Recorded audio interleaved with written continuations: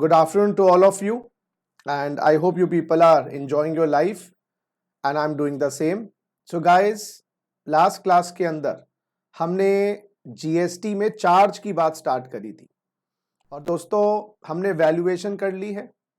मैंने questions mark करवाए हैं, आपसे बढ़िया हो जाए, नहीं तो अगले हफ्ते मैंने जैसे कहा एक प्रैक्टिस सेशन रखेंगे, खाली क्वेश्चंस ही प्रैक्टिस करेंगे, both MCQ as well as subjective. तो इसलिए मैं चाह रहा था कि आप अपने आप करें, जहां पर अटक जाएं आप उनको मार्क करके रखिए, क्योंकि जब वो प्रैक्टिस क्लास करेंगे मैं ही करवा दूंगा तो हो ही जाएंगे।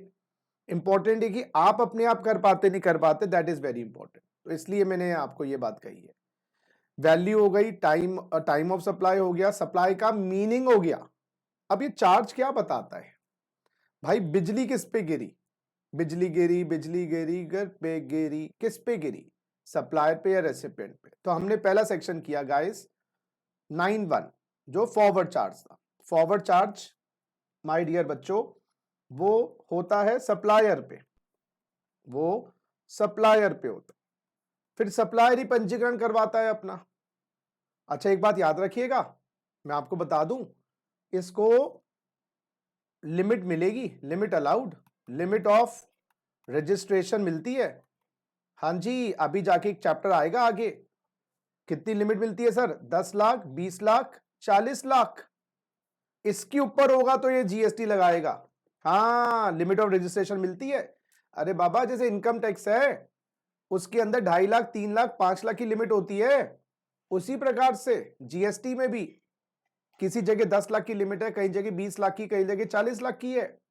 तो जब अगर आप सप्लायर है, जैसे आप कोचिंग इंस्टीट्यूट है आपका, आपकी मोबाइल बेचने की दुकान है, आप सप्लायर हो, जीएसटी नहीं लगाना अगर 10 लाख, 20 लाख, 4 लाख, 40 लाख से नीचे हो। कहां 10 है, कहां 20, वहां 40, वो नहीं।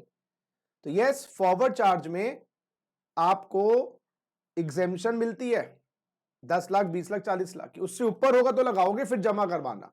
लेकिन यस, अनफॉर्चुनेटली रिवर्स चार्ज में जो 9(3) वाला हमने लास्ट क्लास में शुरू किया हुआ है, इसमें रेसिपिएंट मरता है, रेसिपिएंट मरता है, और बेचारे को no limit allowed, yes, no limit allowed of 10 lakhs, 20 lakhs, 40 lakhs, कोई लिमिट अलाउड नहीं है जी।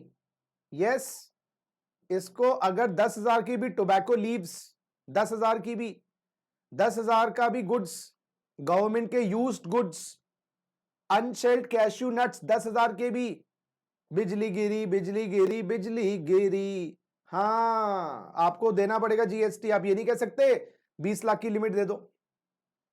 हाँ, या आप डायरेक्टर हो और कंपनी पे उसकी जीएसटी की लायबिलिटी आती है, हमने सर्विसेज की भी बात शुरू कर दी है।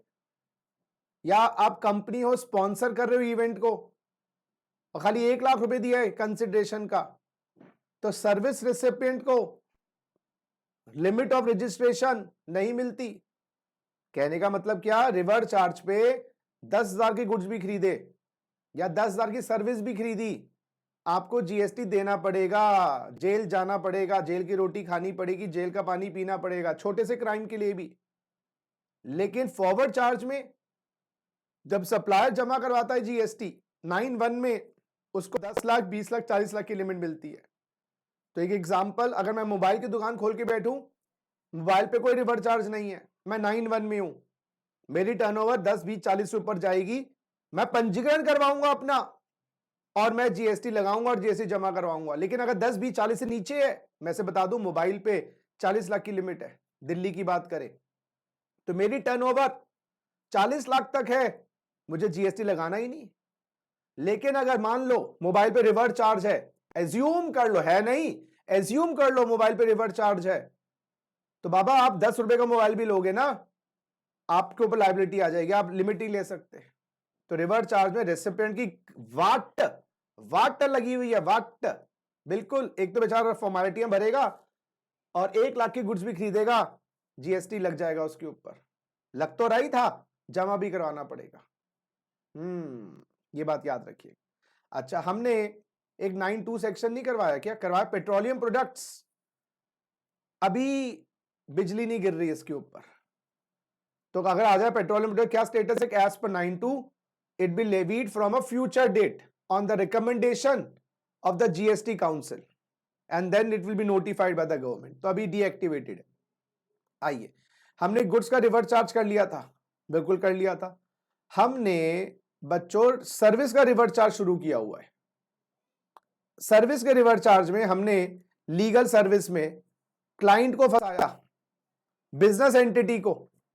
लेकिन अगर दोस्तों आपने हरीश साल्वे को हायर किया है ऋतिक रोशन ने, बताइए, हरीश साल्वे को हायर किया है ऋतिक रोशन ने, टरन टरन टरन टरन टरन टरन, और ऋतिक रोशन ने सुजैन रोशन के साथ जो डिवोर्स हुआ था उसके लिए हरीश साल्वे को हायर किया है। और हरीश साल्वे ने फीस ली है 1 करोड़। लायबिलिटी किस पर? जीएसटी की, हरीश साल्वे पे, बिकॉज वो बिजनेस एंटिटी नहीं है, क्योंकि वो पर्सनल सर्विसेज के लिए एडवोकेट को हायर किया है। तो अगर आपने कॉमर्शियल पर्पस के लिए, अपने बिजनेस के लिए एडवोकेट को हायर किया है, तो turn turn turn turn turn turn उस केस में लायबिलिटी, बिजनेस के केस में लायबिलिटी बिजनेस एंटिटी पे होती है, पर्सनल केस में नहीं। ट्रिब्यूनल में की आर्बिट्रेशन के केस में लायबिलिटी किस पे होती है? Business entity. लेकिन मियां बीबी का झगड़ा कोई आर्बिट्रेशन में चला गया, किसी को पर्सनली पैसे दे रखे थे, किसी को पर्सनली पैसे दे रखे थे लाख रुपए, बंदा चालबाज निकला, धोखेबाज निकला, बंडलबाज निकला, कोर्ट में बात चली गई।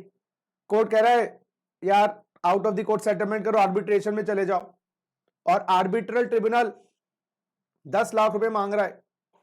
तो बताओ जीएसटी लायबिलिटी किसके ऊपर?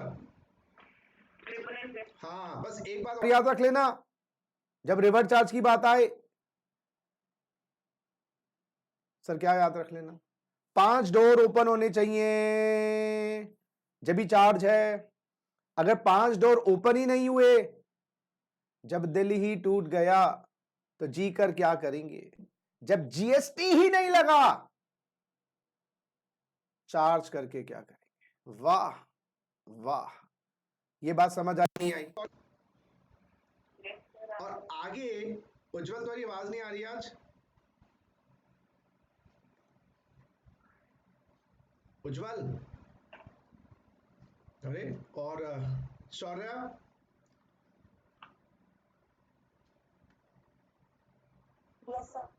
हाँ जी, क्या हुआ? खाना नहीं खाया? चलो ठीक है। नहीं, शौर्य आज शौर्य अपने फॉर्म में नहीं है आज। तुम मुझसे छुपा नहीं सकते, बताए मैं दूर हूं लेकिन तुम्हारे दिल के पास हूं।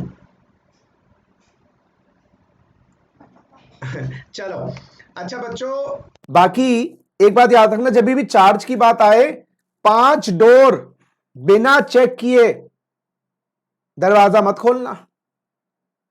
हाँ, बाकी मैं आगे बता दूं, एक छोटा सा हिंट देता हूं, ये आर्बिट्रल ट्रिब्यूनल आगे जाके एग्जेम्प्ट सर्विसेज में भी आती हैं इनकी कुछ सर्विसेज। तो जब भी चार्ज का सेक्शन आए, लिख लेना कि भाई क्वेश्चन पूछा है कि कौन देगा जीएसटी, पहले ये तो पता करो जीएसटी था नहीं था, तो लिख लेना whenever a question comes about charge of GST, लिखो भाई, whenever a question comes about charge of GST, whenever a question comes about charge of GST, kindly, yes guys, kindly check whether 5 doors are open or not, whether 5 doors are open or not, because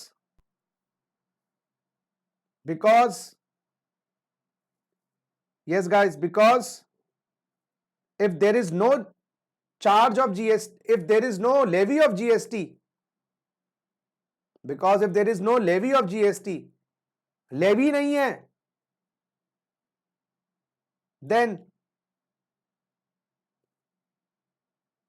section 9 has no relevance, या 9(3) या ये, then who is liable to pay GST is not relevant, then who is liable to pay GST, then who is liable to pay GST is not relevant। जब वो दिल ही टूट गया तो जी कर क्या करेंगे, तो जब जीएसटी ही नहीं लगा। तो ये एग्जाम सर्विसेज से लिंक्ड है। मैं बताऊं एडवोकेट की बहुत सर्विसेज एग्जाम्प्ट है, आर्बिट्रेट ट्रिब्यूनल की बहुत सर्विसेज एग्जाम्प्ट है, लेकिन वो अभी मैं बताऊंगा तो कंफ्यूजन हो जाएगी। नेक्स्ट, स्पॉन्सरशिप के अंदर हु इज लायबल टू पे जीएसटी, पेप्सी, है ना। नेक्स्ट, गवर्नमेंट की सर्विसेज में बिजनेस एंटिटी। अच्छा, गवर्नमेंट मेरे घर सिक्योरिटी बढ़ा रही है क्योंकि मुझे थ्रेट्स है बच्चों का। बच्चों ने कहा सचिन सर बाहर निकलो, होली के टाइम है तुम्हें रंग देंगे। तो मैंने सीआरपीएफ के जवान मंगवाए हैं और उनके बदले में मुझे पैसे देने पड़े, 1 लाख सिक्योरिटी, गवर्नमेंट का 1 लाख प्लस जीएसटी। बताइए हु विल चार्ज, नहीं who will pay GST, liability किस पर, मतलब बियर तो मैं करूंगा, जमा कौन करवाएगा, सीआरपीएफ। हाँ उनको पैसा दे दूंगा, वो अपने आप जमा करवाएंगे क्योंकि बिजनेस एंटिटी नहीं हूं ना मैं। लेकिन मुझे बिजनेस में थ्रेट्स आ रही हैं, मैं टॉप शॉट राकेश झुनझुनवाला बन गया और मुझे कह रहे हैं तुझे उठा लेंगे गुप्ता, बहुत पैसे कमा रहे हो। अब बिजनेस के लिए मैंने सर्विसेज ली है सरकार से, बताओ जी। बहुत बढ़िया। लेकिन अगर पोस्टल सर्विसेज हैं, ट्रांसपोर्टेशन सर्विसेज हैं और ये रेंटिंग है तो फिर डायरेक्ट चार्ज ही है। डायरेक्टर के केस में कौन है जी, कंपनी। इंश्योरेंस एजेंट में कंपनी। गुंडे हायर किए मैंने, मैं बैंक हूं, एनबीएफसी हूं, तो कौन लायबल है जी, बताओ। गुंडे हायर किए, बैंकिंग कंपनी। म्यूजिक की राइट्स हैं, धुन सुन साहिबा सुन, प्यार की धुन, मैंने तुझे चुन लिया, तू भी मुझे चुन चुन चुन, सुन साहिबा सुन। ये धुन मैंने टी सीरीज को दे दी। तो कौन देगा इसका जीएसटी, टी सीरीज, सुन साहिबा सुन। अच्छा मैं किताब का ऑथर हूं और टैक्समैन वाले कह रहे गुप्ता जी किताब दे दो हमें, कालिया। मैं दे दी, रॉयल्टी पे मैंने जीएसटी लगाया और मैंने कहा मैं फॉरवर्ड चार्ज की ऑप्शन ले रहा हूं। तो क्या टैक्समैन वाले जमा करवाएंगे या गुप्ता जी जमा करवाएंगे, सुनता नहीं ना तू लड़के। हाँ तो ऑप्शन है, तो ऑथर जमा करवाएगा, ऑथर। यहां पर अगर लाइन ड्रॉ कर दो और यहां पर लिख देना ऑथर, लाइन ड्रॉ कर दो और ऑथर। घर में पढ़ा नहीं नालायक तूने, उज्जवल शर्त लगाता हूं 10 रुपए, तूने घर में नहीं पढ़ा। बोल दिया था मॉर्निंग में से, मैं 2-3 दिन से पढ़ लिया। हाँ तो बस जीत गया, 10 रुपए मेरे अकाउंट में ट्रांसफर कर दे, पेटीएम नंबर भेज रहा हूँ। चलो नेक्स्ट, अब आ जाओ यहाँ पर। ये कुछ सर्विसेज रह गई हैं बाबा, ये कुछ सर्विसेज रह गई हैं, इनको भी कंप्लीट करें। आज ये चैप्टर ही कंप्लीट करना है। ये आपकी कितनी रह गई जी, 17, 18, 19, 20। फिर सेक्शन 9(4) और 9(5). आइए पढ़ लें जरा, क्या है भाई ये। अंदर जाने की जरूरत नहीं है, पढ़ेंगे है क्या। Overseeing committee services. अब क्या होता है दोस्तों, जरा मैं आपको 12वां पॉइंट, आ जाइए। एक सेकेंड गाइस, एक सेकेंड गाइस।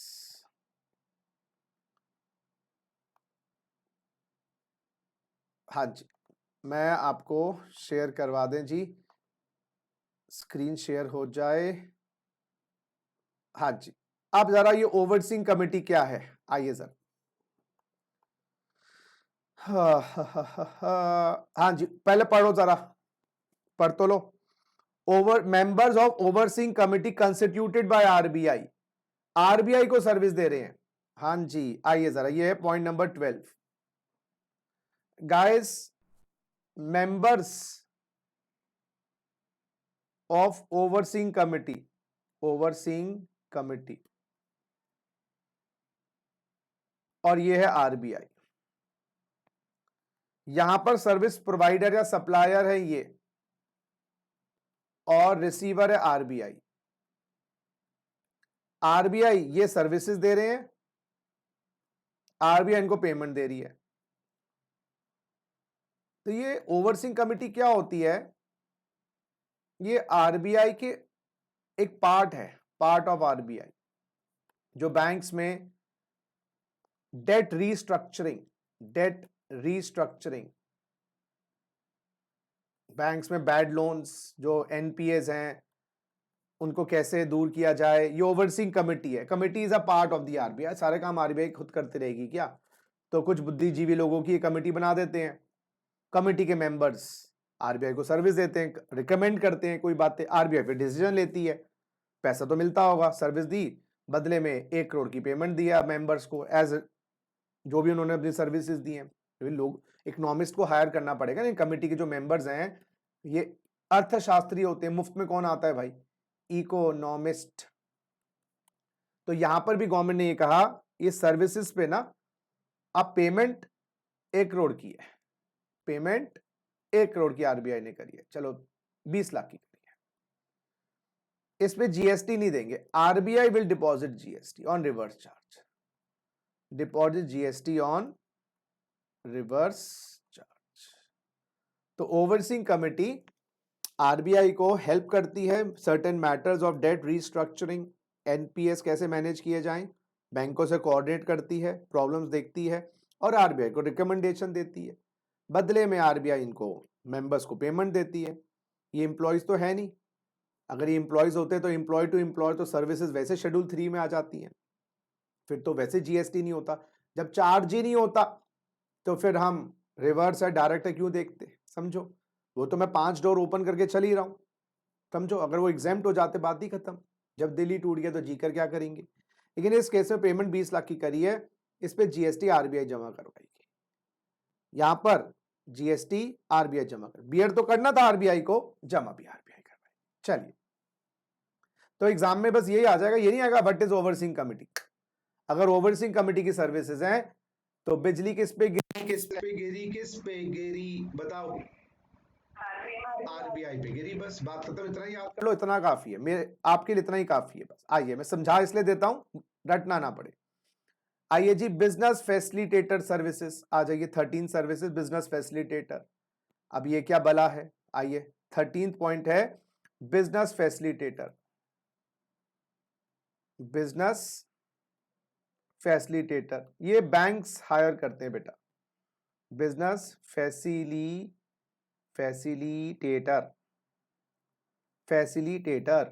है ना, बिजनेस फैसिलिटेटर। अब क्या होता है, आईसीआईसीआई बैंक, हर बैंक बिजनेस फैसिलिटेटर को अपॉइंट करता है। ये बिजनेस फैसिलिटेटर सर्विसेज देता है, ऐसे कर देना चाहिए, बिजनेस फैसिलिटेटर सर्विसेज देता है। ये बिजनेस फैसिलिटेटर क्या होता है सर? नाम बता रहा है, बिजनेस को फैसिलिटेट करता है, बिजनेस को एक्सपैंड करता है रूरल एरियाज। हाँ, ये क्या कौन है? ये बिजनेस फैसिलिटेटर कौन है? मे बी कोई एसोसिएशन है, कोई संस्था है, एंटिटी है, और ये हेल्प करेगी रूरल एरियाज में, रिमोट एरियाज में आईसीआईसीआई के खाते खुलवाएगी। रिमोट एरियाज में वहां पर बैंक नहीं होते, तो ये लोग क्या करते हैं, लोगों से कैश लेके उनके खाते में जमा करवाते हैं, उनको घर बैठे कैश निकाल के दे देते हैं। तो बैंक एट योर होम उनके लिए हो जाता है। अब कोई जंगल में मंगल है, जंगल में मंगल सर, बेटा जंगल में मंगल कैसे होगा? जंगल में बैंक कहां से जाएगा? तो बिजनेस फैसिलिटेटर्स हेल्प करते हैं। बदले में आईसीआईसीआई बैंक को क्या देगा? हाँ, इनको कंसिडरेशन देगा। आप बताओ, दोनों में बिजली गिरी किस पे गिरी? ये बिजनेस फैसिलिटेटर की सर्विस में जीएसटी है, 5 डोर ओपन है। पर आपको क्या लगता है, इसका जीएसटी बिजनेस फैसिलिटेटर को दे दे या बिल्कुल सही। तो यहाँ पर डिपॉजिट जीएसटी टू गवर्नमेंट। बिजली गिरी, किस पे गिरी? आईसीआईसीआई बैंक पे गिरी, रिवर्स चार्ज, क्योंकि यहां पर ये है जी आपका सप्लायर,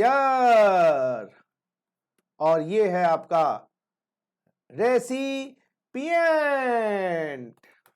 बस ये होता है बिजनेस फैसिलिटेटर सर्विसेज। तो ये मॉडल्स होते हैं अलग अलग बैंकिंग के पेनिट्रेशन को बढ़ाने के लिए, बैंकिंग की रीच को बढ़ाने के लिए बिजनेस फैसिलिटेटर मॉडल्स होते हैं। ज्यादा डीप में नॉलेज लेनी है जरूरत तो नहीं है, गूगल बाबा की जिंदाबाद, ढूंढा करो, पता करो, कोई इतना जरूरत नहीं है। लेकिन खाली बैठे फालतू का टाइम वेस्ट करने से तो बेटर है। आ जाओ नेक्स्ट है जी बिजनेस एजेंट और बिजनेस कॉरेस्पॉन्डेंट। हाँ, ये एक और मॉडल होता है जी। सर कितने मॉडल हैं? अरे बेटा करते चले जाओ, क्यों टेंशन ले रहे हो। 14 ये बिजनेस कॉरेस्पॉन्डेंट मॉडल। अब इसमें ये बैंक है आईसीआईसीआई बैंक, ऐसे बिजनेस फैसिलिटेटर, बिजनेस कॉरेस्पॉन्डेंट। अब ये क्या है? बिजनेस कॉरेस्पॉन्डेंट अपॉइंट करता है। बिजनेस कॉरेस्पॉन्डेंट भी एक एंटिटी है, ये भी बिजनेस को एक्सपैंड, देखो अलग अलग तरीके हैं जी, कोई ऐड करता है, कोई बिजनेस फैसिलिटेटर, बिजनेस कॉरेस्पॉन्डेंट आगे। हाँ जी, बिजनेस कॉरेस्पॉन्डेंट आगे, एक सेकेंड गाइस, बिजनेस कॉरेस्पॉन्डेंट आगे, बिजनेस कॉरेस्पॉन्डेंट आगे एजेंट्स नियुक्त करते हैं जो बिजनेस कॉरेस्पॉन्डेंट का काम करते हैं। कॉरेस्पॉन्डेंट समझ, जैसे कॉरेस्पॉन्डेंट नहीं होते न्यूज़पेपर के कॉरेस्पॉन्डेंट, न्यूज़पेपर के रिपोर्टर्स। तो आईसी यहां तो बिजनेस कॉरेस्पॉन्डेंट तो आईसीआईसीआई बैंक को सर्विसेज दे रहा है, लेकिन ये एजेंट जो है बिजनेस कॉरेस्पॉन्डेंट को सर्विसेज दे रहा है। अब एजेंट है ना, सर्विसेज किसको दे रहा है? बिजनेस कॉरेस्पॉन्डेंट को। और बिजनेस कॉरेस्पॉन्डेंट को क्या देगा? कंसिडरेशन देगा। इस सर्विस में गाइस एजेंट क्या है? Sir ji supplier, not liar और LIAR नहीं, LIER। और बच्चों बिजनेस कॉरेस्पॉन्डेंट क्या है सर? ये है रेसिपिएंट। अब इसकी सर्विसेज हैं 2 लाख की, जीएसटी इस पे मान लो 12% का है, जीएसटी 24,000। बिजली गिरी किस पे? एजेंट पे गिरी, बिजनेस कॉरेस्पॉन्डेंट पे गिरी, बिजनेस कॉरेस्पॉन्डेंट बस ये डिपॉजिट करवाएगा जीएसटी। तो यहां पर क्या लिखा है कि भाई बिजनेस कॉरेस्पॉन्डेंट का एजेंट है, तो बिजनेस कॉरेस्पॉन्डेंट के एजेंट पे जो बिजली गिरेगी गाइस, वो बिजनेस कॉरेस्पॉन्डेंट पे गिरेगी, क्योंकि इसमें ये विश्वसनीय है। बात समझ आ? बोलिए जी, नहीं तो हम रुक जाते हैं यहाँ पर। चलो जी आगे बढ़ते हैं। ऐसी छोटी छोटी बातें बस आपको याद रखनी है, कोई टेंशन की बात नहीं। आइए अब ये तो मैं आपको ऐसे बता देता हूं, सिक्योरिटी सर्विसेज और supply of security personal the guards. हाँ जी, गार्ड्स, सिक्योरिटी गार्ड्स।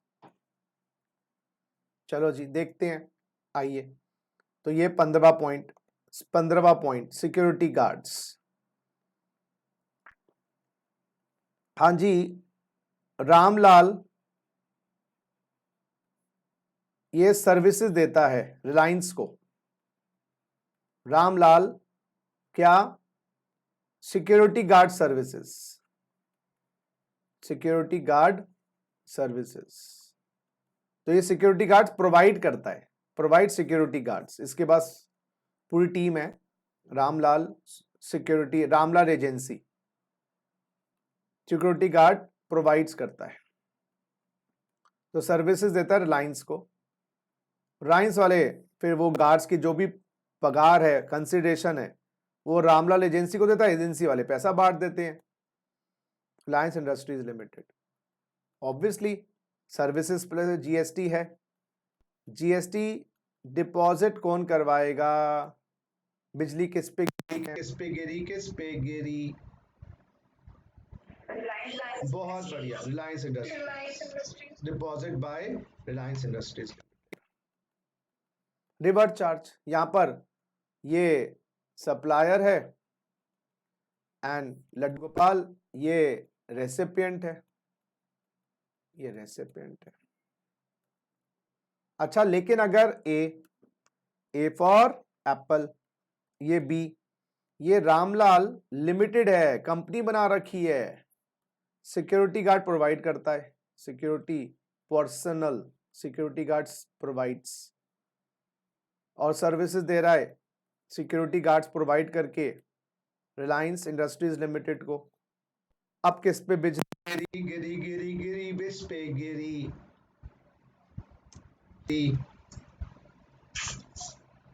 इस केस में बताओ जी, इस केस में बताओ किस पे गिरी। ये सर्विस प्रोवाइडर है या ये सप्लायर है, सिक्योरिटी गार्ड दे रहा है, और ये रिसिपिएंट है। बोलो बोलो। हाँ, इस केस में 9(3) नॉट एप्लीकेबल, और फिर रामलाल अंकल 9(1) एप्लीकेबल, और यहां पर रामलाल लिमिटेड लायबल टू पे जीएसटी।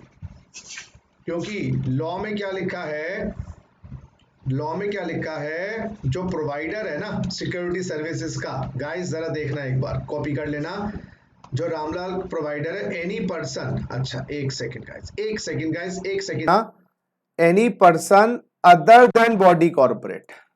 तो सिक्योरिटी सर्विसेज जो प्रोवाइड कर रहा है वो नॉन बॉडी कॉर्पोरेट हो, नॉन कंपनी हो, बॉडी कॉर्पोरेट नहीं होना चाहिए।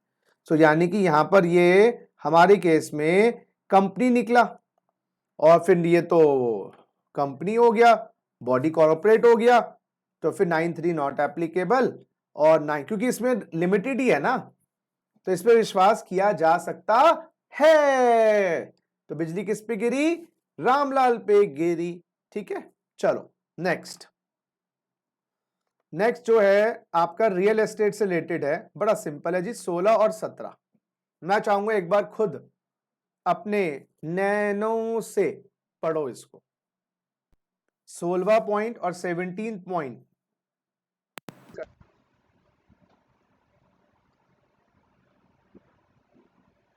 एक गाना भी है ना, नैनो की सुनियो रे, नैना ठग लेंगी, तो देख के पढ़ लेना, नैना ठग लेते हैं।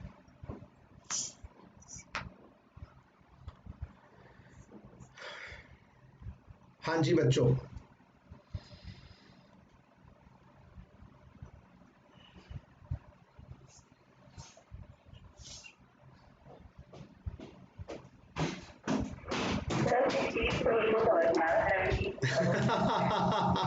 अच्छा, क्या है, ये जो पर्सन है ना जी, ओनर ऑफ लैंड है, लैंड नहीं बेच रहा, लैंड बेचता तो जब दिल्ली टूट गया जीएसटी क्या लगा के करेंगे, क्योंकि sale of land is not a supply, schedule 3, sale of land and sale of building is not a supply, schedule 3. यहां पर क्या है, वो ट्रांसफर ऑफ डेवलपमेंट राइट्स और फ्लोर स्पेस इंडेक्स, यानी कि जमीन के ऊपर जो बिल्डिंग बनाने की राइट्स हैं, कितने फ्लोर बनेंगे, कितने स्पेस के बनेंगे, कितना कवरिंग एरिया होगा, वो एक प्रमोटर को, जिसको बोलते हैं बिल्डर को दे रहा है, जमीन नहीं दे रहा। वो जमीन के ऊपर जो बिल्डिंग खड़ी होगी उसकी राइट्स दे रहा है। सोचो, इसके बदले में पेमेंट मिलेगी उसको हर साल, समझने की कोशिश करो। जमीन नहीं दे रहा, जमीन पे फ्लोर बनाने की राइट्स दे रहा है, और वो स्पेस कितना होगा, कितना कवर होगा, कितना नॉन कवर्ड होगा, तो यहां पर बदले में मिलेगा रुपया। बाप बड़ा ना भैया, सबसे बड़ा रुपया, उस रुपये पे जीएसटी लगेगा, क्योंकि यहां पर वो सर्विसेज दे रहा है, ओनर अंकल बिल्डर को सर्विसेज दे रहे हैं, ना जमीन बेच रहे हैं ना बिल्डिंग बेच रहे हैं, services. Builder uncle GST deposit करवाएंगे। तो बिजली गिरी, बिजली गिरी, किस पे गिरी, किस पे गिरी भैया, बिल्डर पे गिरी, बस बस, तो ये याद रखना कि भाई development rights, floor space index की टेक्निकल बात है, इसमें डीप में क्यों जाना भाई। तो वो कंस्ट्रक्शन होना है प्रोजेक्ट का, उसकी जमीन पर, जमीन नहीं खरीदी, राइट्स ले लिए। देखो ये भी तरीके हैं, अलग अलग तरीके हैं भाई। जमीन बेचते तो जीएसटी से बच जाते, लेकिन यहां पर जमीन भी आपके पास है, आपको पैसे हर साल मिलते रहेंगे उसके। आइए नेक्स्ट। अब आपने जमीन को लॉन्ग टर्म लीज पर 30 साल या ज्यादा, यहां पर भी ओनर ऑफ लैंड है, यहां पर जमीन ही दे दी उसको, लेकिन सेल नहीं करी, लीज पे दे दी। सेल कर देते तो बेटा वो इमूवेबल गुड्स हो जाता, और इमूवेबल गुड्स तो आता नहीं। तो ये यहां पर लीज पे दे दिया 30 साल या 30 साल के लिए ज्यादा, बदले में प्रमोटर या बिल्डर, प्रमोटर या बिल्डर। अब आपको आपने सर्विसेज दी, बिल्डर आपको प्रीमियम देगा, डेवलपमेंट चार्जेस देगा, रेंट देगा, तो उसका जीएसटी कौन जमा करवाएगा? बिजली गिरी किस पे गिरी? बिल्डर। बस हो गया, काम खत्म। तो भाई बिल्डर साहब को फ्लोर्स पे इंडेक्स दे दो, डेवलपमेंट राइट्स दे दो, लॉन्ग टर्म लीज दे दो, मिनिमम 30 साल। अच्छा मिनिमम 30 साल की लीज है बाबा, अगर 25 साल की लीज है तो 25 साल की लीज है तो owner of land. Owner of land पे आएगा, फिर वो बिल्डर उसको जीएसटी देगा, ओनर अपने आप 9(1) में जाएगा, और लिमिट क्रॉस हो गई तो रजिस्टर भी करवाएगा, जमा भी करवाएगा। चलो नेक्स्ट। ये 18th पॉइंट अभी छोड़ दो, फर्स्ट पॉइंट छुड़वाया, 18 पॉइंट छुड़वाया, दोनों करवाएंगे, आज ही कंप्लीट करेंगे। आज नकद कल उधार। ये जी security lending services under the security lending scheme of SEBI. आइए जरा 19th पॉइंट पहले कर लें, 19th पॉइंट पहले कर लें। अच्छा एक है रामलाल, ये ओनर ऑफ सिक्योरिटीज है, इसने सिक्योरिटीज अपने पास रखी हुई हैं, इसको आगे बच्चों की शादी करनी है या बीबी की शादी करनी है बीबी की शादी करनी है, बच्चों की शादी करनी है सॉरी, और ये चाहता है कि 10-20 साल रखूंगा, लेकिन ये बंदा ट्रेडिंग नहीं करता। आप सिक्योरिटीज की ट्रेडिंग भी कर सकते थे, पैसा कमा सकते थे, लेकिन इसको ट्रेडिंग वेडिंग नहीं करनी। अच्छा एक है श्यामलाल, उसको लत लग गई है, मुझे तो तेरी लत लग गई जमाना कहे लग गई लत, तो इसको ट्रेडिंग की लत है, ट्रेडिंग करनी है, लेकिन इसके पास सिक्योरिटीज नहीं है। इसके पास सिक्योरिटीज के लिए लाखों करोड़ रुपए चाहिए, और ट्रेडिंग 2-4 सिक्योरिटी में करोगे क्या, इसको 10-15 हजार शेयर चाहिए, ऊपर नीचे घुमा देगा एक ही दिन में। जिसके पास सिक्योरिटीज है उसको ट्रेड नहीं करना, जिसको ट्रेड करना है साले के पास पैसे नहीं, क्या करें? फिर बोलेगा मैं बोलता हूं, क्या करें? कुछ आइडिया निकालो ना। हाँ क्या बात है मेरे धुरंधर। अब यहां पर एक इंटरमीडियरी सरकार सेबी की स्कीम के हिसाब से सेटअप कर देगी, ये अपनी सिक्योरिटी इंटरमीडियरी को दे देगा, और इंटरमीडियरीज को ये लेंड कर देगा, और ये यहां से बोरो कर लेगा, ये दे देगा वो बोरो कर लेगा, बदले में यस कुछ कंसिडरेशन भी। अब वो इंटरमीडियरी के माध्यम से जाएगा या डायरेक्टली जाएगा, कंसिडरेशन भी मिल जाएगा। कौन सप्लायर है? रामलाल। हाँ क्या बात, इतने इंटेलिजेंट, तुम्हें तो पढ़ाने की जरूरत ही, अपना भी पढ़ लेते यार। सप्लायर। और who is the recipient of services? Shyamlal. Shyamlal. GST कौन भुगतेगा, जो बियर करेगा? श्यामलाल। और जमा कौन करवाएगा? बिजली गिरी हाँ क्या? हाँ श्यामलाल, श्यामलाल या Chamlal? Deposit Chamlal, deposit GST to government. तो जीएसटी जी गवर्नमेंट को जमा करवाएगा 9(3) के अंतर्गत। पढ़ ले जरा चामलाल। सलाम चाप। तो borrower is a person who borrows the securities under the scheme through an approved intermediary of SEBI। बीच में इंटरमीडिएट इसलिए लेके ना भाग जाए भाई, पराई सिक्योरिटीज है, इंटरमीडिएरी होता है, वो सिक्योरिटी के बदले में कुछ ना कुछ तो बदले में आपको सिक्योरिटी देगा, तो कुछ डिपॉजिट वॉजिट रखवाएगा आपसे, कुछ ना कुछ तो होगा। ठीक है भाई, बात समझ आ रही है? Yes sir. Yes sir. समझ आया चमझ आया? अच्छा, हाँ मैं यहाँ का गुंडा तो मैं हूँ, तो भाई जो मैं बोलूंगा वही होगा। अब तुम कुछ कर नहीं सकते, कुछ नहीं कर सकते तुम, तुम्हें अच्छा लगे बुरा लगे, डीम्ड। अच्छा जी, आ जाओ डीएसए। ये डीएसए सुन रखा होगा आपने, मैं बताता हूं डीएसए की सर्विसेज हैं। अरे बेटा क्या होता है, अगर आपको लोन वोन लेना है, एक बोरोवर है, 20th है, एक बोरोवर है, इसको लोन इत्यादि लेने हैं यार, हर बैंक को जा जाके अप्रोच करे, आईसीआईसीआई बैंक को, एचडीएफसी को, सिटी बैंक को, क्यों ना आप। अच्छा कहीं के बार क्या होता है, पेपर वर्क तैयार करने होते हैं लोन के लिए, हाउसिंग लोन लेना है, तो बैंक वालों को भी अप्रोच कर सकते हो, लेकिन कभी कभार आपके क्रेडिट रिकॉर्ड सही नहीं होते। शायद सिबिल का नाम सुना आप लोगों ने, सिबिल? क्या बात है, वाह यार, आजकल के बच्चों के हाँ बचे। सिविल क्या होता है? क्रेडिट रेटिंग एजेंसी है, हर एक बंदे का उनके पास क्रेडिट वर्दीनेस, क्या इसकी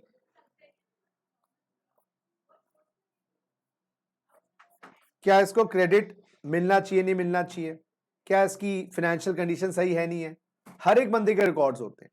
तो इस बंदे का जो ये बोरोवर है, ये जो बोरोवर है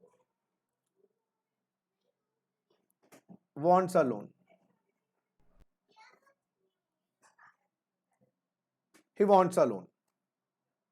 अच्छा, अब बैंकों को अप्रोच करे, एक तो इसको पढ़, तो बीच में क्या होता है, डायरेक्ट सेलिंग एजेंट्स होते हैं, डीएसए जिनको कहते हैं, डायरेक्ट सेलिंग एजेंट। आ गई ना बात?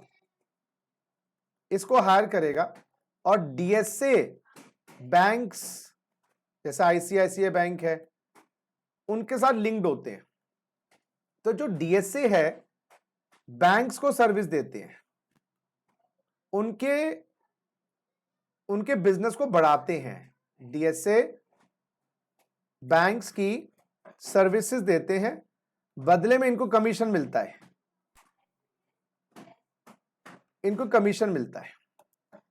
तो डीएसएस क्या होता है, 4-5 बैंकों से लिंक्ड होते हैं, आईसीआईसीआई बैंक हो गया, एचडीएफसी बैंक हो गया, 5-10 बैंकों से लिंक, तो पेपर वर्क भी तैयार कर देंगे, बोरो की सिरदर्दी खत्म, पेपर वर्क ठीक कर देंगे, पेपर वर्क। अच्छा बोलेंगे जी आपका क्रेडिट सही नंबर, आपका क्रेडिट वर्दीनेस नहीं है, तो पेपर वर्क, डॉक्यूमेंटेशन, एडवाइस कि चलो आपके ना पुराना कोई बैंक का क्रेडिट कार्ड था, इसकी पेमेंट नहीं करी, वो पेमेंट करो, तो वो आपको पूरा एक तरीके से अच्छा केस बनाकर बैंक को अप्रोच करते हैं।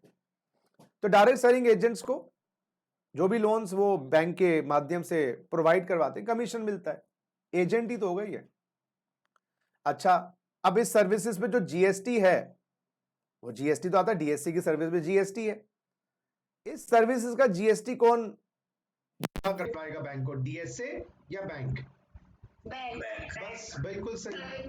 तो बिजली गिरी किस पे गिरी, तो जीएसटी डिपॉजिट करवाएंगे बैंक अंडर सेक्शन 9(3). बस आ जाइए, पढ़ लीजिए अब। Individual direct selling agent other than body corporate और एलएलपी और पार्टनरशिप। हाँ, यानी कि अगर मेरे बच्चों ये डायरेक्ट सेलिंग एजेंट इंडिविजुअल था, लेकिन अगर ये direct selling agent x limited होता, जो कंपनी है जो अरेंज कर रही है लोन, उस केस में एक सेकेंड गाइस, ये सर्विस दे रहे होते है ना, यहां पर सर्विसेज दे रहे होते, तो जीएसटी की लायबिलिटी किस पे X limited पे एक्स लिमिटेड पे अंडर सेक्शन 93 वन 9 पर, तो फिर वो 40 लाख की, 10 लाख की, 20 लाख की लिमिट भी मिलती। लेकिन आप 9(3) में आते हो तो no limit, no limit, no limit. आइए अब आते हैं, दो सर्विसेज रह गई, एक रह गई हमारी फर्स्ट और एक 18th पढ़ते हैं जी। पढ़िए जरा, पढ़िए पढ़िए पढ़िए पढ़िए। बिजली गिरी किस पे गिरी, बाबूजी। ये गाना मिस कर रहा था मैं, बाबूजी जरा धीरे चलो। मैंने कहा बिजली गिरी कहाँ का, मुखड़ा कहाँ है इसका, तो मुखड़ा यहाँ पर है, यह अंतरा था। चलो मैं अन्नू मलिक से इंस्पायर्ड हूं ना, सोच रहा हूँ सिंगिंग, डांसिंग तो मैंने स्टार्ट कर दी है। अब मैं सिंगिंग पे भी आ रहा हूँ हल्के हल्के। जी आप भी कर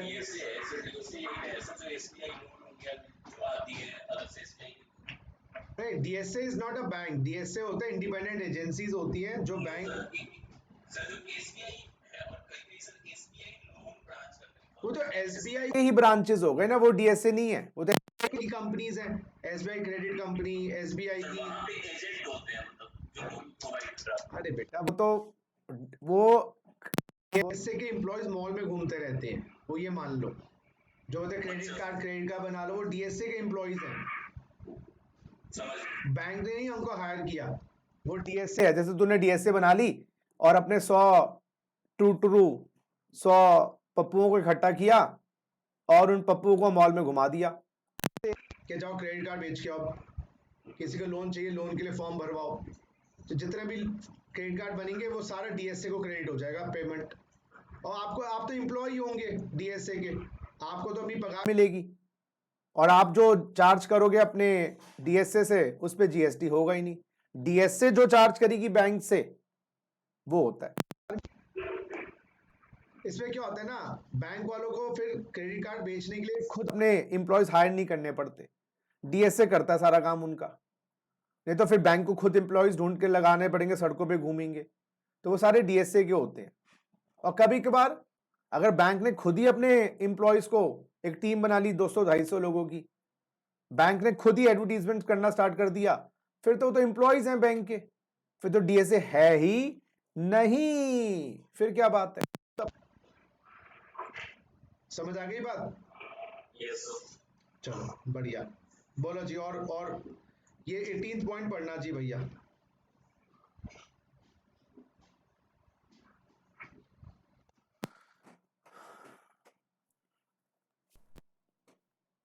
आ जाओ।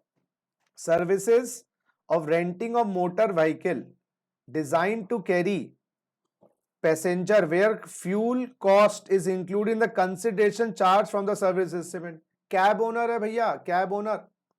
आइए 18th मिस्टर कैब ओनर है जी, कैब ओनर। ये रिलायंस को अपनी कैब्स देते हैं, रिलायंस इंडस्ट्रीज को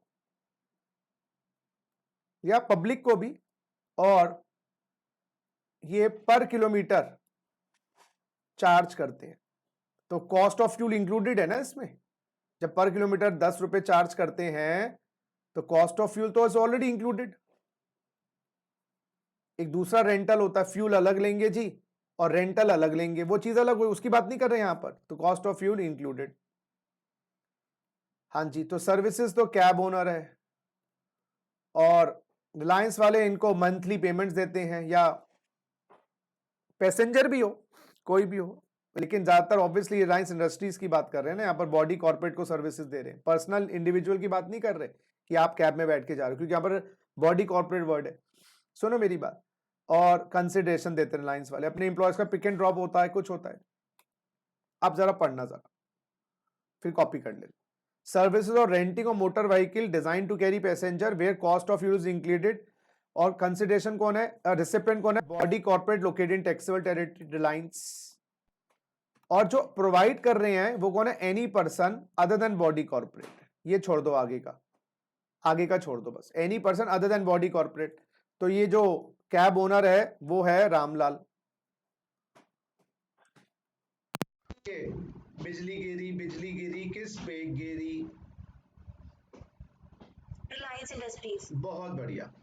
तो यहाँ पर डिपॉजिट जीएसटी लॉजिकल है सारा बात, डिपॉजिट जीएसटी अंडर सेक्शन 9(3). लेकिन ये जो कैब सर्विसेज है ये मेरू कैब्स लिमिटेड की है, quick cabs, Meru cabs limited या क्विक कैब्स लिमिटेड, वो सर्विस दे रहे हैं आप को बताइए, अब जीएसटी कौन जमा करवाएगा? Quick Meru cabs limited. Meru या क्विक जो भी है। कौन सा सेक्शन? 9(1). लॉजिकल बात है कि भाई अब तो ये कंपनी है तो भरोसा करने लायक है।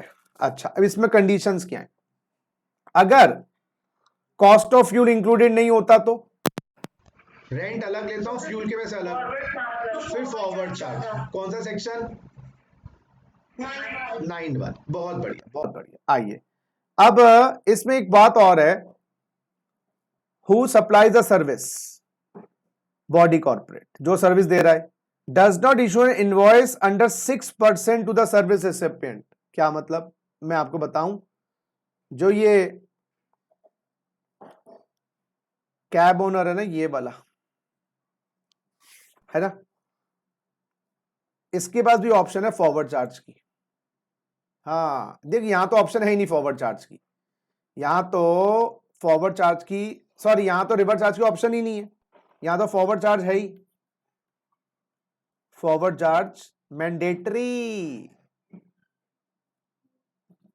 मैंडेटरी वर्ड ना लिखो, फॉरवर्ड चार्ज लिख लो, मतलब वो तो फॉरवर्ड चार्ज। लेकिन यहां पर ये जो कैब ओनर है ये कह रहा है मुझे रिवर्स में नहीं आना, मुझे ना रिवर्स में नहीं आना। तो रामलाल के पास ऑप्शन है, जैसे वो ऑथर की तरह था, भाई पब्लिशर दे दे, नहीं तो मैं ऑप्शन। तो Ramlal has taken 12% GST option, 6% वो सीजी, 6% एचजी।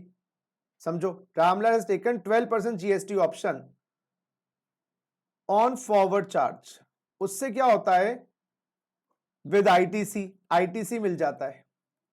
और रिवर्स चार्ज में क्या होता है, रामलाल को कोई आईटीसी नहीं मिलेगा। क्यों? क्योंकि जीएसटी वो दे ही नहीं रहा। तो अगर रामलाल ने 12% जीएसटी ऑप्शन क्लेम की है, चलो 12% जीएसटी ऑप्शन क्लेम करी है, तो लायबिलिटी किसके ऊपर आएगी? बहुत बढ़िया। तो हम लिखेंगे रामलाल लायबल टू पे जीएसटी ऑन फॉरवर्ड चार्ज, वो 12% वाला जो रेट होता है, on forward charge under section 9(1) with ITC allowed, with ITC. तो रामलाल अगर 12% वाली ऑप्शन ले लेगा बाबा, तो उस केस के अंदर जीएसटी का क्रेडिट भी मिलेगा, सिरदर्दी भी बढ़ा ले, कैब चला ले, या तू साला अब जीएसटी भी लगा, जीएसटी भी जमा करवा, आईटीसी भी ले। तो सारा जब काम धाम करना है तो सारा करो, नहीं करना तो नहीं करो। आई थिंक अब आपको बात क्लियर होगी। बोलो जी, बोलो जी। तो जहां पर फ्यूल इंक्लूडेड नहीं है डायरेक्ट चार्ज, जहां मेरू लिमिटेड है फॉरवर्ड चार्ज, और जहां इंडिविजुअल कैब ओनर है वहां पर भी फॉरवर्ड चार्ज। अगर वो कह रहे आ बैल मुझे मार, भाई क्या करें, खुद ही कह रहे आ बैल मुझे मार। चलो अब आ जाते हैं, ये कॉपी कर लो बच्चों, ये कॉपी कर लो। अब बच्चों फर्स्ट वाला रिवर्स चार्ज पढ़ लो, फर्स्ट वाला, बच्चों फर्स्ट वाला रिवर्स चार्ज पढ़ लो। रीड फर्स्ट रिवर्स चार्ज, जो मैंने कहा था ना अभी छोड़ देते हैं, करो जी।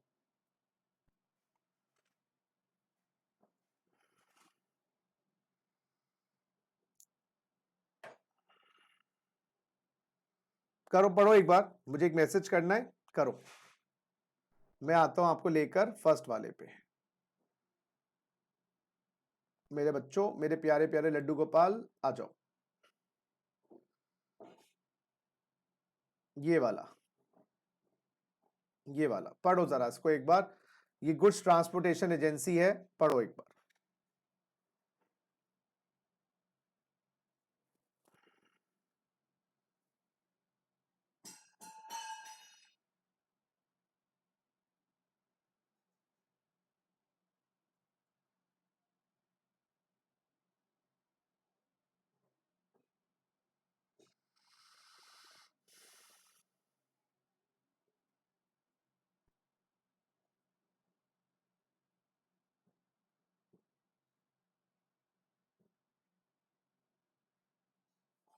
पढ़ो जी पढ़ो।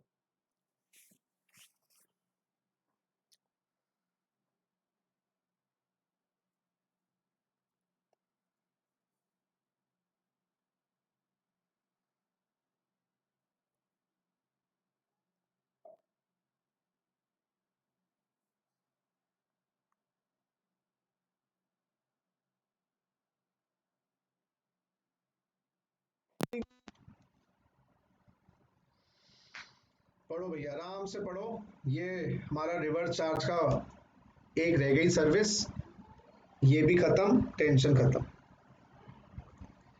Yes, sir. पढ़ लिया? Yes, sir. कुछ समझ आई बात? चलो चलो, जितना पढ़ लिया अब उतना सर आंखों पे आइए जरा, अपनी सर आंखों पे, मेरे सर आंखों पे नहीं, अच्छा मेरे सर आंखों पे भी हो सकता है। चलो आओ, पॉइंट नंबर 1। अरे बेटा, एक है कंसाइनर, एक है कंसाइनी, इसको भेजने हैं गुड्स और हायर किया है transportation agency. Transportation agency, truck company agency, जो ट्रक जिनके पास होते हैं और सामान कंसाइनर ने इनको दिया और ट्रांसपोर्टेशन एजेंसी कंसाइनी के पास भिजवाएगी। अच्छा जी, यहां पर दो कॉन्ट्रैक्ट हुए हैं, एक तो कंसाइनर और कंसाइनी के बीच में हुआ होगा contract 1, contract 1 supply of goods, मान लो सर्विसेज ट्रक में जाती हैं, कॉन्ट्रैक्ट 1 सप्लाई ऑफ गुड्स। उस केस में तो सप्लायर कौन, मान लो ये एक्स लिमिटेड है, ये वाई लिमिटेड है, तो बेटा सप्लायर कौन, एक्स लिमिटेड। रेसिपिएंट कौन, बोलो, वाई लिमिटेड। कौन देगा इस केस में, कौन जीएसटी देगा? बिजली गिरी, बिजली गिरी, बिजली गिरी है। नहीं, उस पर डिपेंड करेगा कि वो रिवर्स चार्ज की गुड्स ना हो, वो टोबैको लीव्स, अनशेल्ड कैश्यू नट्स वो ना हो, तो हाँ, तो ज्यादातर तो एक्स पे आएगी लायबिलिटी, हाँ या ना? अब सुनो, अब ये कॉन्ट्रैक्ट छोड़ दो, अब एक दूसरा कॉन्ट्रैक्ट होगा जिसमें गुड्स, अच्छा या तो कंसाइनर का खुद की ट्रक हो, रेलगाड़ी छुक छुक छुक छुक छुक छुक छुक छुक खुद ही वो गुड्स को पहुंचा देंगे कंसाइनी के पास, लेकिन किसी ट्रांसपोर्टेशन एजेंसी को हायर किया है, किसी ट्रांसपोर्टेशन एजेंसी को हायर किया है, तो अब इस केस के अंदर दूसरा कॉन्ट्रैक्ट होगा ट्रांसपोर्टेशन एजेंसी के साथ। मुद्दा यह है, who is the supplier in the contract with transportation agency and who is the receiver? Contract with transportation agency to send goods.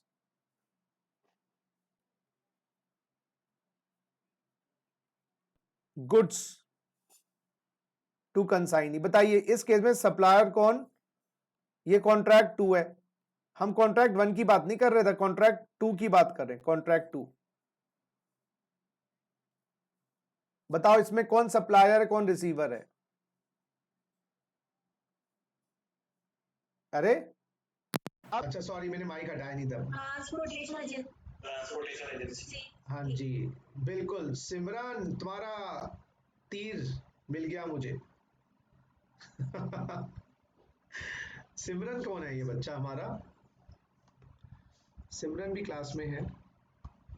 Yes sir, sorry sir, वो मिस्टेक हो गया। कोई नहीं, अच्छी बात है बेटा। हाँ जी, तो ये जो कॉन्ट्रैक्ट है, इसमें कॉन्ट्रैक्ट में सिमरन बताओ जी, सप्लायर कौन है? Transportation agency. तुम सिमरन हो? अच्छा, हैं सिमरन? नहीं, सिमरन कौन है सप्लायर? ले जी, ये बोलेगी नहीं अब। Transportation agency. अच्छा, और रेसिपिएंट कौन है? कंसाइनी। अब दोनों में से एक ही होगा बेटा। एक ने कंसाइनर बोल दिया, एक ने कंसाइनी बोल दिया, और बीच में है। नहीं नहीं, इसमें गवर्नमेंट कहती है रेसिपिएंट वो है जो फ्रेट बियर करेगा। कंसाइनर लो तो ना तुम्हारी, ना शौर्या की, ना सौम्या की, सचिन की, ओए होए, ना सौम्या की ना शौर्या की, सचिन की। कंसाइनर और कंसाइनी बियरिंग फ्रेट, जो भाड़ा बियर करेगा, तो वो कंसाइनर हो या कंसाइनी हो, जो भाड़ा बियर करेगा उसको रेसिपिएंट मान लिया। तो अगर बुकिंग करवाई कंसाइनर ने और कहा जी फ्रेट तो कंसाइनी से ले लेना, तो कंसाइनी। अगर कंसाइनी ने बियर कर रहा है, कंसाइनी फ्रेट देगा तो कंसाइनी, कंसाइनर कहता नहीं फ्रेट मैं बियर करूंगा, तो कंसाइनर। तो कंसाइनर और consignee bearing the freight is deemed as receiver. वो टैक्सेबल टेरिटरी, वो तो कॉन्सेप्ट है। अब इस केस में जीएसटी, यस, कौन जमा करवाएगा? ट्रांसपोर्टेशन कंपनी या रेसिपिएंट? रेसिपिएंट रिवर्स चार्ज कर रहे हैं ना। सो बिजली गिरी, गाना गाता है फिर तुम्हें समझ आता है, लो फिर गाना गा देता हूँ। बिजली गिरी किस पे गिरी। अब तुम्हें समझ अब तुम्हें समझ आ जाएगा। गाना गाना पड़ता है तुम्हें, बताओ, या बच्चों की तरह आज पढ़ा रहा हूँ तुम्हें मैं बिल्कुल। बताओ बाबूजी जरा धीरे चलो। हाँ बस, तो यहां पर liable to deposit GST to government. हाँ जी, liable to deposit GST to the government under section 9(3). तो जो कंसाइनर या कंसाइनी में फ्रेट बियर करेगा, पहले तो वो रिसीवर माना जाएगा, और बिजली गिरेगी तो समझ के फ्रेट बियर करना। और सुनो, 10,000 का भी फ्रेट हो, उस पर जीएसटी 12% भी हो, 5% हो, चलो एग्जांपल दे रहा हूं, रजिस्ट्रेशन करवाना पड़ेगा तुम्हें, अपना रिटर्न भरनी पड़ेगी, जमा करवाना पड़ेगा, देख लेना सोच समझ के। चलो अब इसमें कुछ कंडीशंस हैं बाबा, वो पढ़ लें। अब ये जो रेसिपिएंट है वो रजिस्टर्ड एंटिटी भी होना चाहिए इंस के अंदर में से।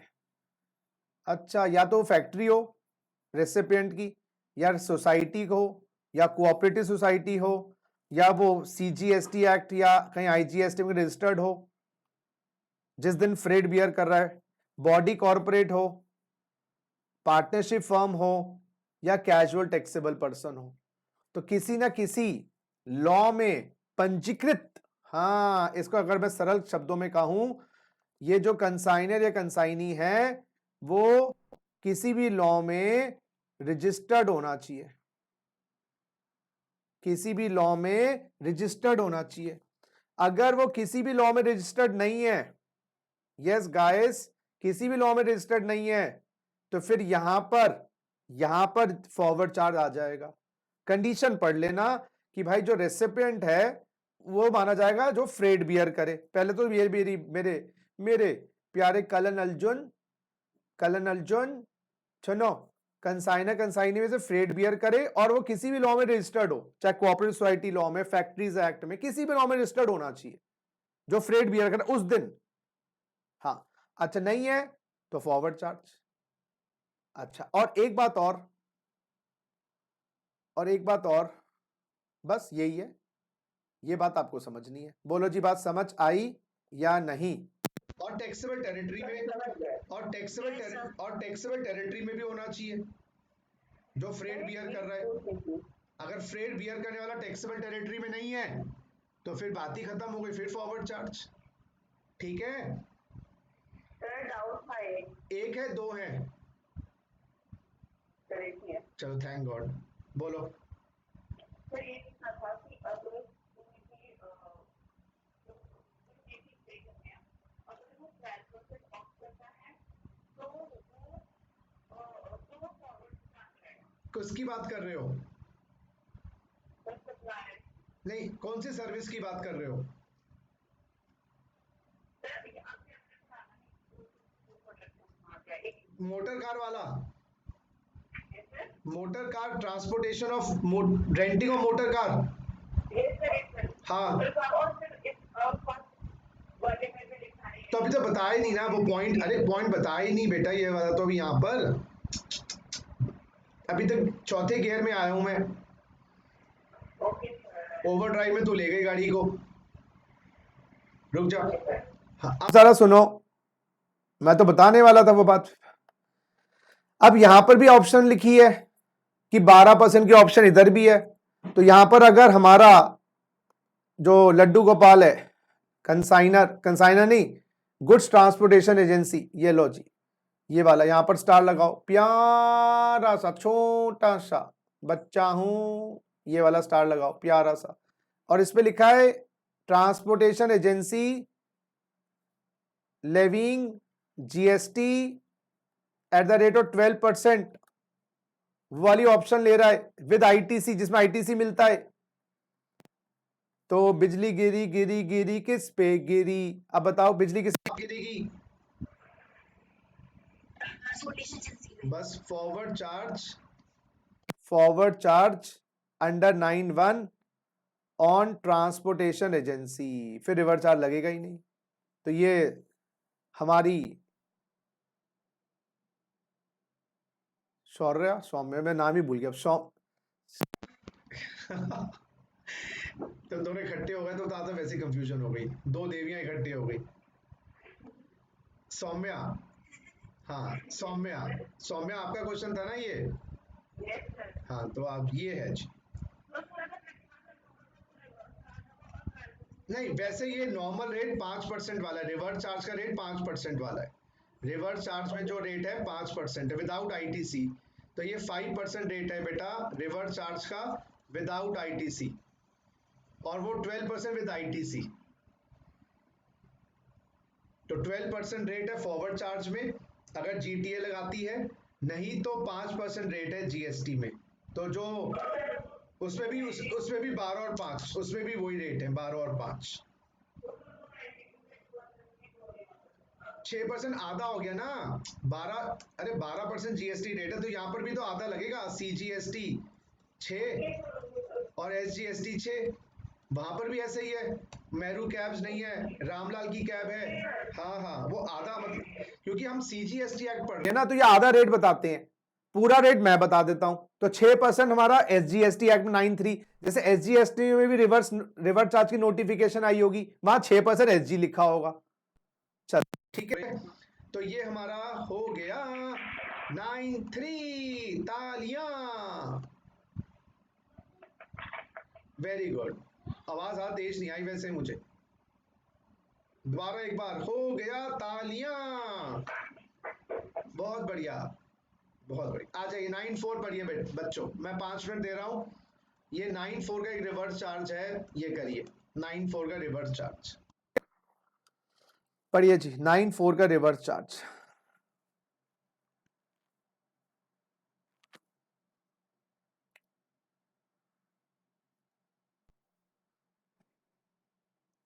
जल्दी से आज क्लास खींच ले, कभी इंटरनेट फिर ना खराब हो जाए। नहीं, मतलब इंटरनेट वालों की तो चांदी हो गई एक साल के अंदर, सारे जितने पिटे हुए थे ना इंटरनेट कंपनीज, सारी चल पड़ी, मुनाफे में डबल ट्रिपल 4 गुना मुनाफा।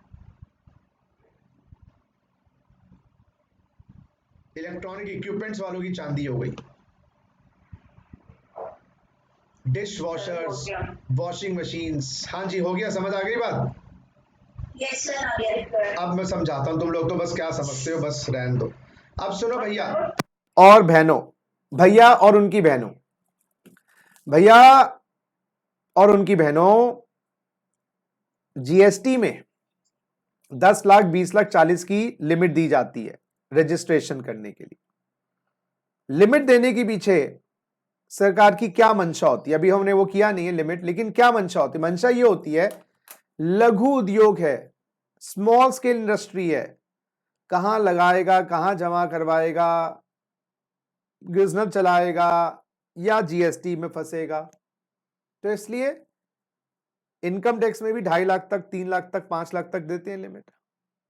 लेकिन सरकार को आग भी लगती है बड़ी।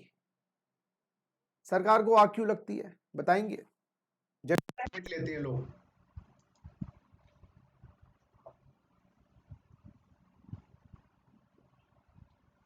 अरे बताओ उज्जवल, तुम क्यों बुझ गए? सर अच्छा अच्छा अच्छा अच्छा अच्छा, डराओ मत, मैं डर गया मैं। अच्छा अब आवाज आ रही नहीं आ रही? अब मेरी आवाज आ रही है? चलो मैं अपना माइक नहीं हटाता, मैं अपना माइक बिल्कुल नहीं हटाऊंगा। अब तुम बोलते रहो, मैं माइक नहीं हटाऊंगा। आवाज सब ठीक है? एक बार हाँ ना कर दो बस, हाँ ना तो करो। सर आपकी आवाज कैसे ऐसा लग रहा है? सुन बाबा सुन, रुक रुक रुक रुक oh my darling give me a look, दिल मेरा धड़के तेरे लिए, गुस्सा तेरा वल्ला वल्ला। चलो अब जरा देखें, अब आवाज आई नहीं आई, जल्दी बोलो। नहीं सर तब से आई नहीं हो रहा। अब ये गाना सुन रहे हो बैठ के तुम मुफ्त में, आवाज आ नहीं रही। अब नहीं आ रही आवाज? अरे बोल तो दो।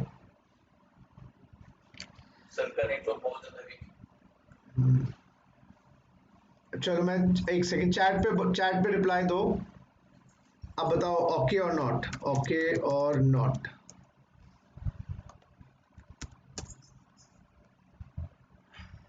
आज इनकी खाट खड़ी करता हूं मैं, बहुत तंग कर दिया इन्होंने मुझे। आज एक ही दिन में, इतने दिनों से तो सही चल रहा था। अच्छा चेक करता हूँ जी, अच्छा जी मैं चेक करता हूँ।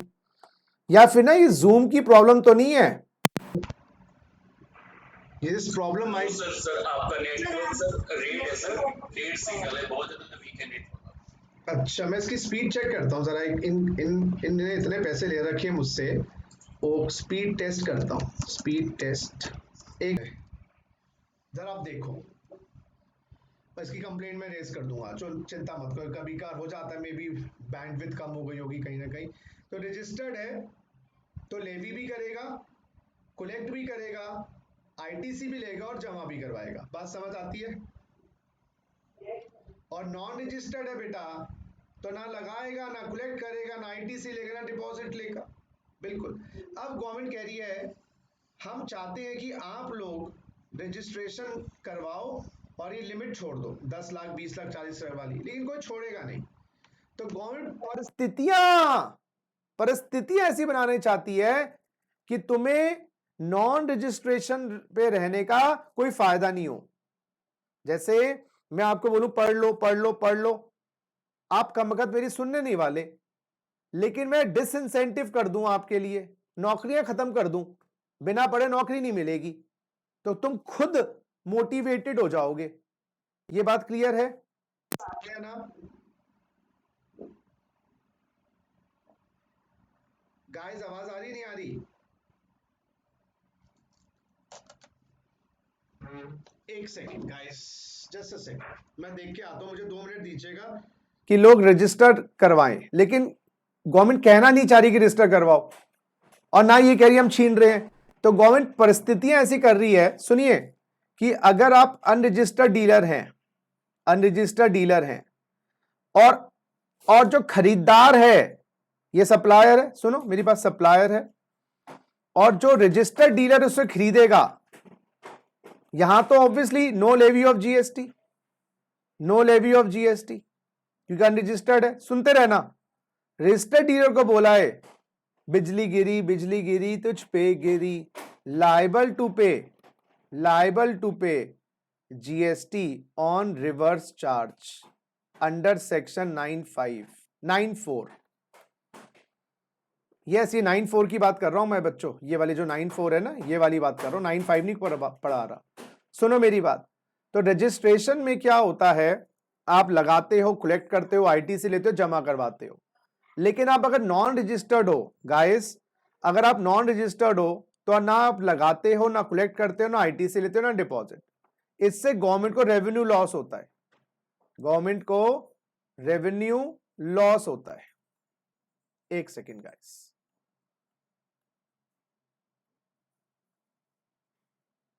गवर्नमेंट को रेवेन्यू लॉस होता है। एक सेकेंड गाइस, गवर्नमेंट को रेवेन्यू लॉस होता है। चल नीरज, आज थोड़ा से ज्यादा प्रॉब्लम आ गई। गवर्नमेंट को रेवेन्यू लॉस होता है। तो गवर्नमेंट ने कहा अगर तुम अनरजिस्टर्ड डीलर हो और तुम माल बेच रहे हो रजिस्टर्ड डीलर को, तो रजिस्टर्ड डीलर को जीएसटी रिवर्स में देना पड़ेगा। तो हर रजिस्टर्ड डीलर किसी भी अनरजिस्टर्ड डीलर से नहीं खरीदेगा, क्योंकि एक तो आईटीसी मिलेगा कैसे, क्योंकि अगर मैं रजिस्टर्ड डीलर हूं और रजिस्टर्ड डीलर से लूंगा तो रजिस्टर्ड डीलर टैक्स लगाएगा, वो अपने आप जमा करवाएगा, मैं तो आईटीसी ले लूंगा। यहां मैं पहले तो टैक्स जमा करवाऊंगा, फिर मेरे वो इनपुट क्रेडिट लेजर में आएगा और मुझे क्रेडिट मिलेगा। समझो मेरी बात, दोबारा से रिपीट करूं, मैं एक छोटा सा एग्जांपल देता हूं मैं आपको समझाने के लिए, जरा आपको अच्छा लगेगा। ठीक है, एक एग्जांपल लेता हूं। नॉर्मली क्या होता है, सुनिए, ये 94 के संदर्भ में आपको बता रहा हूं, 94 के संदर्भ में। मैं इसको थोड़ा बंद ही करके दोबारा से ओपन करूंगा ऐप को। एक सेकेंड गाइस, राइटिंग पैड को मैं जो कह रहा हूं, ऐप नहीं, राइटिंग पैड। ये हमारा बस लास्ट टॉपिक है जी, समझ आ जाएगा तो बहुत बढ़िया आपको। आइए, तो 94 की बात मैं समझा रहा हूं। Reverse charge of unregistered dealer, reverse charge of unregistered dealer. Guys normally क्या होता है, सुनिए मेरी बात, नॉर्मली क्या होता है, आप रजिस्टर्ड डीलर हो, ये सप्लायर है, ये गुड्स या सर्विसेज सप्लाई करता है, और ये रेसिपिएंट है। सुनो मेरी बात, रेसिपिएंट है। आपने चार्ज किया 20 lakh plus GST at the rate of 12%, ये हो गया 2,40,000, तो 22,40,000, 22,40,000 का ये टोटल बिल बन गया। रेसिपिएंट ने ये पेमेंट कर दी और आरडी ने गवर्नमेंट को जमा करवा दिया 2,40,000। आपकी सिरदर्दी क्या थी, कोई नहीं, बस पेमेंट करनी है, पेमेंट कर दी, और अब आपको आईटीसी मिल गया, आईटीसी क्लेम आराम से मिल गया 2,40,000 का। ये बात क्लियर है, पहले बता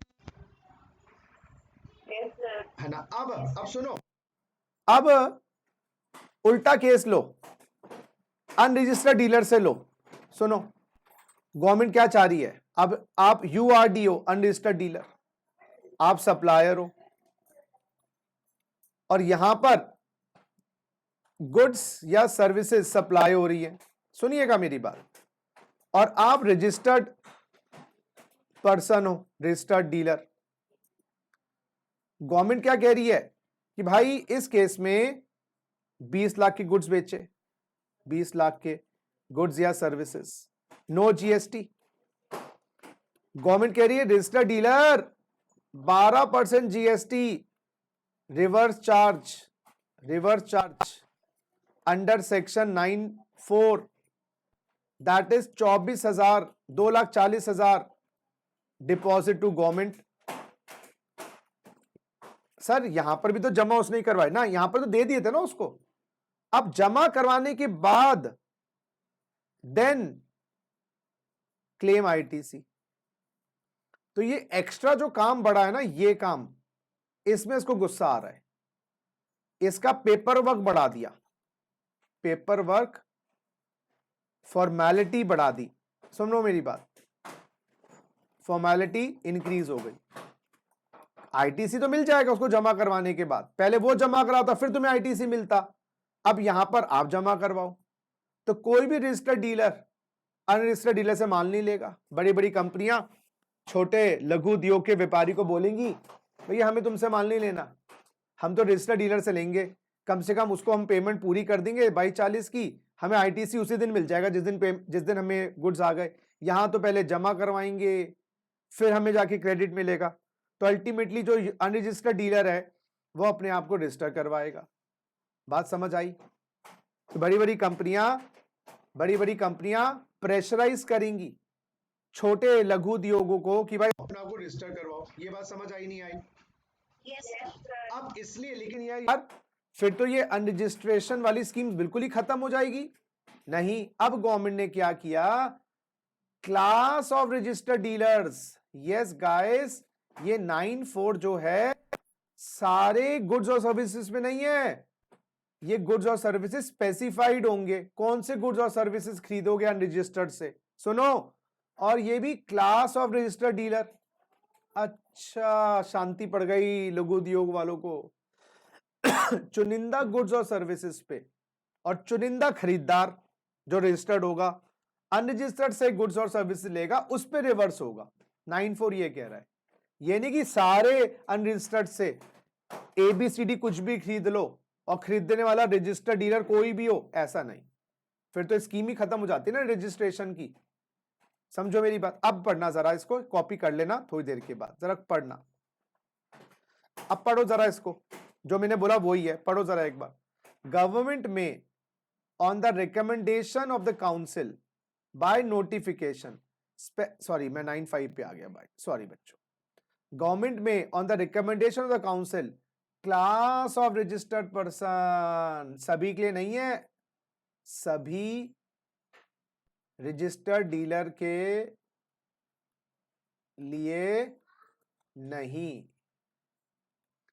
Who shall in respect of specified goods and services, तो स्पेसिफाइड गुड्स और सर्विसेज लिस्ट में गवर्नमेंट नोटिफाई करेगी goods and services, receive from unregistered dealer, pay tax on the reverse charge basis as the recipient, और सारे provision उस पर लागू हो जाएंगे।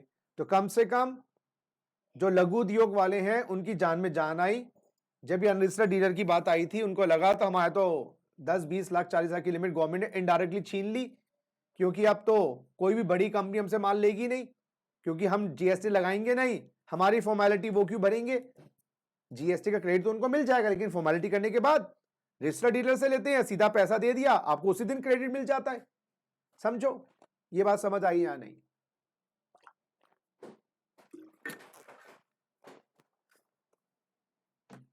हाँ जी बच्चों, ये बात बताओ, समझ आई नहीं आई?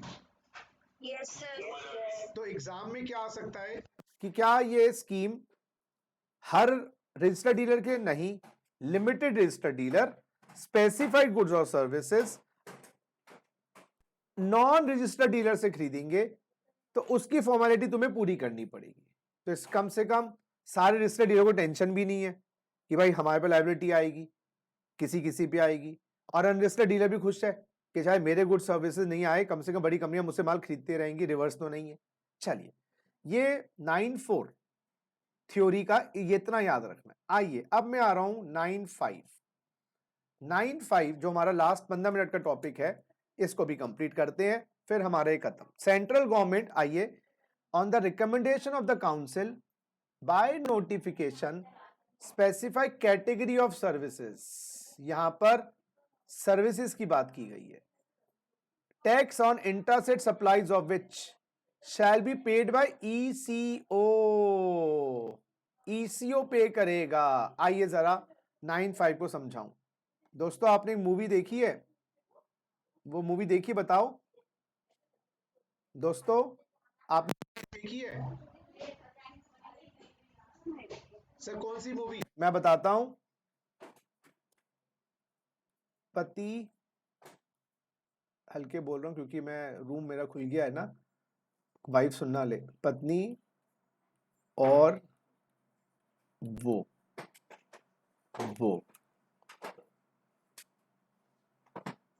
आई have to speak very slowly. Guys, एक है सर्विस या सप्लायर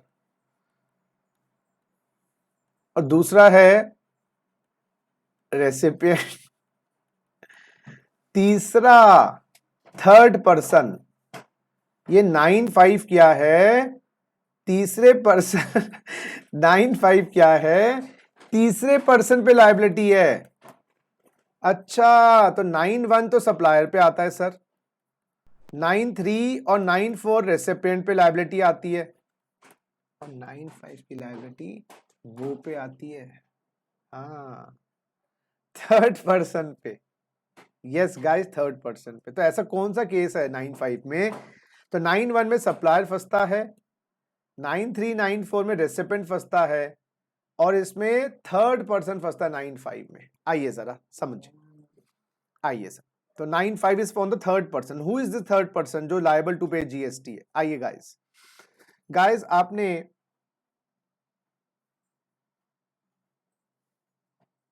ओला कैब्स, उबर कैब्स का नाम सुना है? ये है ईसीओ, इलेक्ट्रॉनिक कॉमर्स ऑपरेटर। इसमें क्या होता है, जो ड्राइवर या ओनर ऑफ द कैब है, सुनिए, ओनर ऑफ कैब है, वो अपने आप को ओला के पास रजिस्टर करवाता है और जो कस्टमर है, जो पैसेंजर है, यस गाइस, जो पैसेंजर है वो भी अपने आप को रजिस्टर करवाता है ओला के पास। और ये ऐप है, इलेक्ट्रॉनिक कॉमर्स ऑपरेटर की कोई वेबसाइट होती है, सुनिएगा, या ऐप होती है जिस पे हम अपने आप को रजिस्टर करवाते हैं।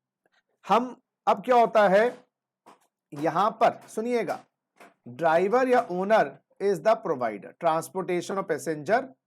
यस, ये ट्रांसपोर्टेशन ऑफ पैसेंजर सर्विस है through eco, transportation of passenger through eco, through eco electronic, ये इंटरमीडियरी है। अच्छा, ईसीओ, फ्लिपकार्ट भी तो ईसीओ है, अमेजन भी तो ईसीओ है, वो गुड्स वाला है, गुड्स थ्रू बिकते हैं उनकी। यहां पर सर्विसेज की बात कर रहे हैं, तो ये सर्विसेज है बेटा, सुनते रहना, समझते रहना। तो बेटा ओनर तो है सप्लायर, यस गाइस, और पैसेंजर है मेरे बच्चों रेसिपिएंट। अच्छा, जो सप्लायर है ना, ये चार्ज करता है रेसिपिएंट से फी, उनका जो पेमेंट है वो ओला के माध्यम से आते हैं। आप ओला को देते हो, ओला वाले ओनर को दे देते हैं। गवर्नमेंट कह रही है अगर ये सप्लायर अनरजिस्टर्ड है,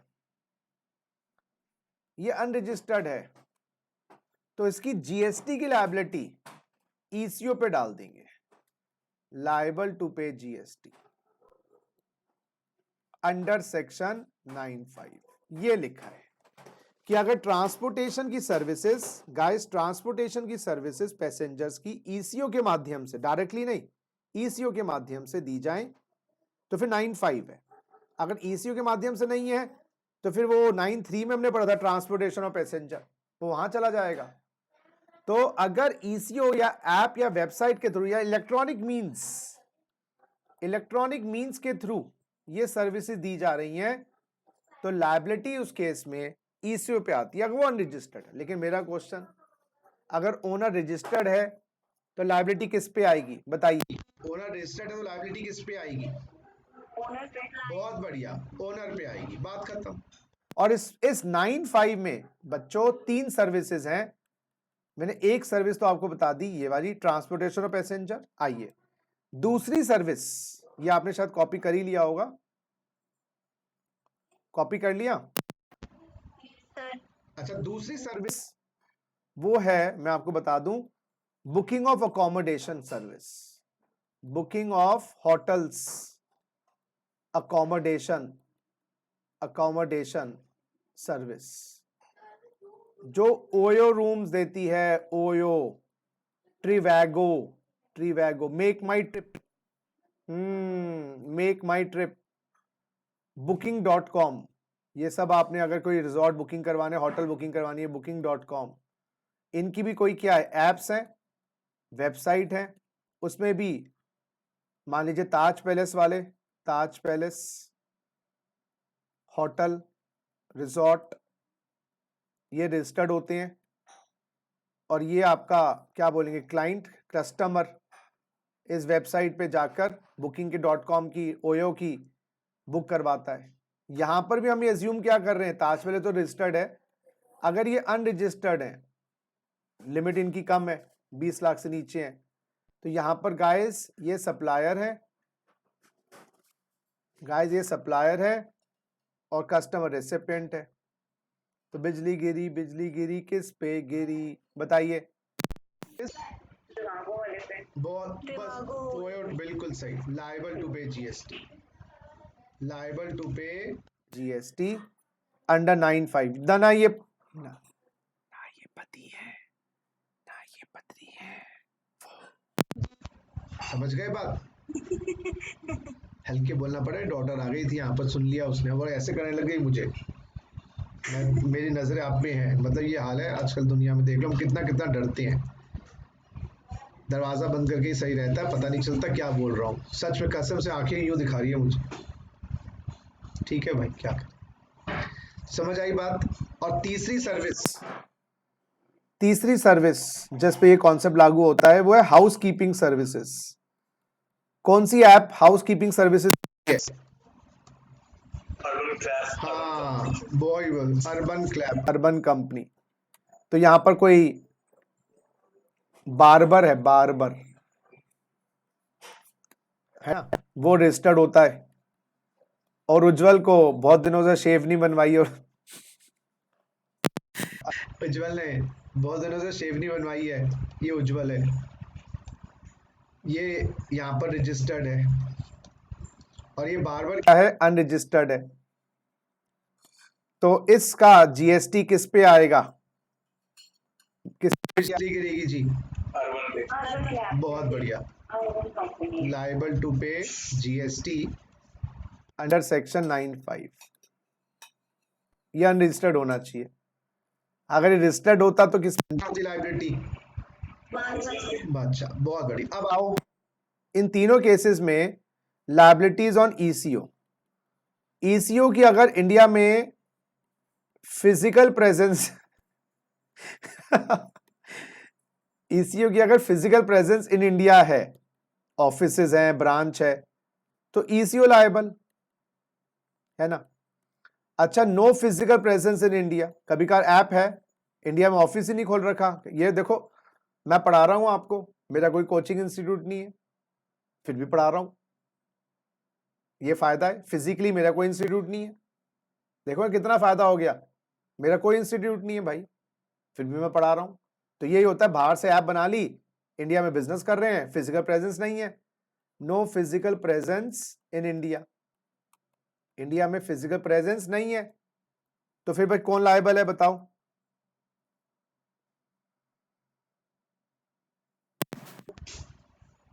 जो ऑपरेट कर रहा होगा नहीं। अब इंडिया में उनका रिप्रेजेंटेटिव है, इंडिया में नुमाइंदा, रिप्रेजेंटेटिव इन इंडिया, तो that representative is liable to pay, representative liable to pay. उसको पकड़ लेंगे गर्दन, तू दे, तेरे पर बिजली गिराएंगे, बाबूजी जरा धीरे चलो। अच्छा, अगर इंडिया में कोई रिप्रेजेंटेटिव नहीं है, सालों का बड़े बदमाश है, नो रिप्रेजेंटेटिव इन इंडिया, अब बताओ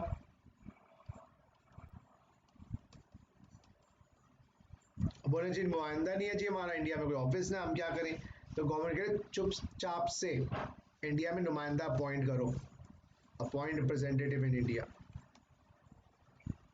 अपॉइंट रिप्रेजेंटेटिव इन इंडिया। फिर कौन देगा जीएसटी? देन सच पर्सन, हाँ उज्जवल को कर दिया,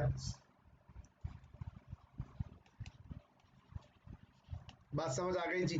तो ईसीओ की फिजिकल प्रेजेंस है इंडिया में, तो ईसीओ लायबल है। ईसीओ की फिजिकल प्रेजेंस नहीं है, नुमाइंदा है, मैं उनका नुमाइंदा, तो मेरा कॉलर पकड़ लेंगे, गुप्ता जय जीएसटी दो। और अगर कोई नुमाइंदा नहीं है, तो मुझे बना दिया गया नुमाइंदा, अपॉइंट करना पड़ेगा, फिर गुप्ता जी जीएसटी दो। समझ आई बात? चलो, तो बिल्कुल बच्चों की तरह पढ़ाना पड़ता है जब तुम खुश रहते हो। आ जाओ जी, अब देखें क्या रह गया भाई सेक्शन में। बच्चे तो हो यार, वैसे भी जिंदगी में तुमने देखा क्या है, 19 साल के हो, 20 साल के, बस पढ़ाई पढ़ाई, 4 साल की उम्र से पढ़ाई चल रही है तुम्हारी लाइफ में। मतलब सच में यार, मतलब बड़ा अच्छा, पढ़ाई का सिस्टम 4 साल और 20 साल के हो गए, 16 साल। कितने साल से पढ़ रहे हो? 3 साल से। अच्छा, और जब भी अकल नहीं आई।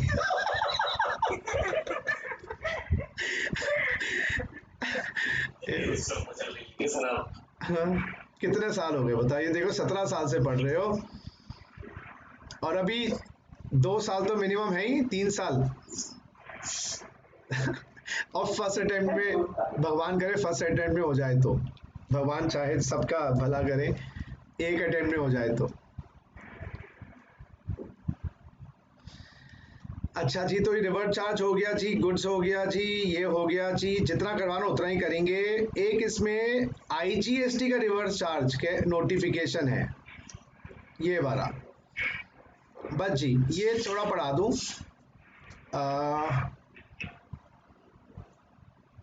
ये आईजीएसटी में करवाऊंगा, आई थिंक अभी नहीं करवाता, इतना काफी है बस इस चैप्टर में ना गाइस, इतना आपके लिए काफी है।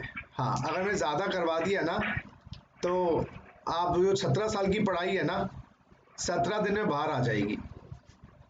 सर हाँ बोल बेटा, मेरे लड्डू, बोल लड्डू। बोल रहा था जो सर क्लासिफिकेशन है सर, इसमें से इसको करना कैसे? इसको नहीं करना कुछ अभी, बस जितना पढ़ाया गया उतना, कुछ नहीं करना, दिमाग खराब हो जाएगा खोल लिया तो इसको। इसमें से भूत पिशाच निकट नहीं आवे, महावीर जब नाम सुनावे, ये बोलना पड़ेगा तुम्हें मंत्र, ये। सर दिया तो है सर आपने। बेटा ये ना मेरी, मैं दे देता हूँ, डाल सारा देता हूँ, डोंट वरी, मुझे लगेगा ये चीज तुम्हारे लिए इंपॉर्टेंट है तो पढ़ाऊंगा, नहीं तो नहीं पढ़ाऊंगा। तो मुझे स्टडी मटेरियल भी देखनी पड़ेगी कि उनकी ये हिम्मत है कि उन्होंने डाला नहीं डाला, चिंता मत करो। हाँ, एक्स्ट्रा, अगर आपको कोई नहीं, अरे सुनते नहीं ना, 17 साल में भी अकल नहीं आई, वो बोल, सुनो मेरी बात, कि भाई यस यस। जितना करवा दिया, अगर आपको लगा कि कोई चीज आप मुझसे पूछोगे सर ये करना ही नहीं करना, जैसे अभी पूछा, तो नहीं करना और इस चैप्टर में भी कुछ। हाँ, क्योंकि मुझे पता होता है कि क्या रेलेवेंट है क्या नहीं। हाँ, एक्स्ट्रा इससे भी डालते हैं कि हम प्रोफेशनल में भी पढ़ाते हैं बहुत चीजें, तो मैंने डाल दी, मैंने कहा कोई नहीं, अगर लगेगा कि मुझे आपके स्टडी मटेरियल में नोटिफिकेशंस आई हुई हैं तो मैं करवाऊंगा, पहले आप इतना तो करो। अब मैं क्वेश्चंस बता दूं आपको कौन से प्रैक्टिस करनी है। गाइस 91 से लेकर सारे रिवर्स चार्ज के हैं जो हमने आज किया है, तो ये 91 से लेकर ये सारे आपको करने हैं 110 तक, 91 से 110 ये रिवर्स चार्ज के हैं। नहीं होंगे तो अगली क्लास में डिस्कस करेंगे।